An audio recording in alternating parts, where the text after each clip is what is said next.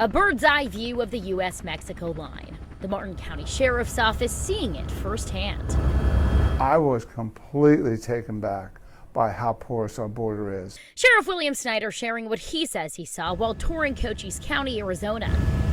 Describing to us a complex network of smugglers he says are trafficking drugs and humans. We were seeing cars coming in from all over the country, ultimately end up in Martin County or St. Lucie County or Palm Beach County. It's the reason he took this trip in the first place, hoping to come back with a better understanding of how to stop Martin County's flow of drugs. He says point back to the southern border, and now his solution is clear. You must dedicate every possible resource that the United States government has to stop the flow of undocumented aliens coming into this country. It's not the first time Snyder called on the federal government to do more, writing this letter to the president last February.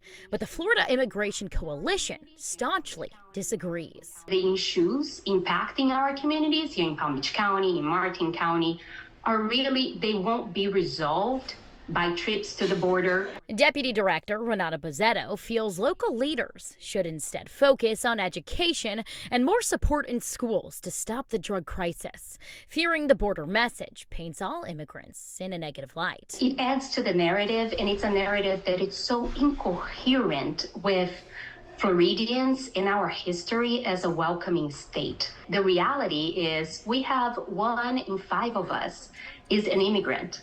And we are neighbors, we are workers. Snyder not disagreeing entirely, saying he saw 2 different groups of people crossing over, only some of which had criminal intent. The other group would be those coming from countries where you can claim asylum. But with local jails full and resources strained, a problem Snyder attributes in part to the border debate.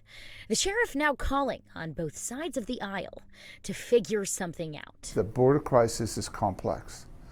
It can't be solved with political rhetoric.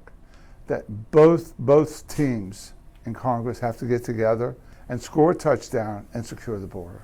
Snyder once again emphasizing this trip was not funded by taxpayer dollars, and due to overcrowding in his jail, which he attributes to this and other issues, he will be declaring a state of emergency to commissioners. Reporting in Martin County, I'm Kate Hussey, WPTV News Channel 5.